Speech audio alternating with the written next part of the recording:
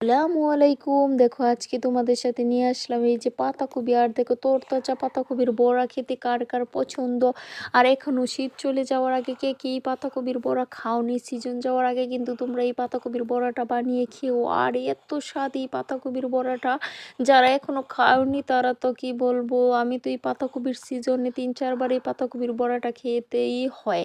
আর আজকে দেখো আমি এই যে চিকন করে পাতাকপি বলে নিয়েছি, সাথে আটা আর ডিম আর একটু মরিচ বড় যেগুলো দিয়ে দিয়েছিলাম, আর এই যে চিনি দিয়ে দিয়েছি, আর এইগুলো এক এক করে বড়া দিতেছি। এভাবে কিন্তু কি পাতাকপির বড়াটা বানালে আর মচমচ করে একটু খড়ি কালার করে বাজবে, দেখবি সেই স্বাদ হয়। বাদামি কালার দিয়ে আসার পর্যন্ত তোমরা অপেক্ষা করবে, আর দেখবি বড়াটা এত স্বাদ কি বলবো, আর খেতে খুবই মজা।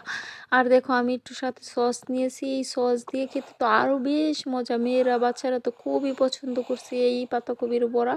আর তোমরা অবশ্যই বানিয়ে খেও এই বড়াটা।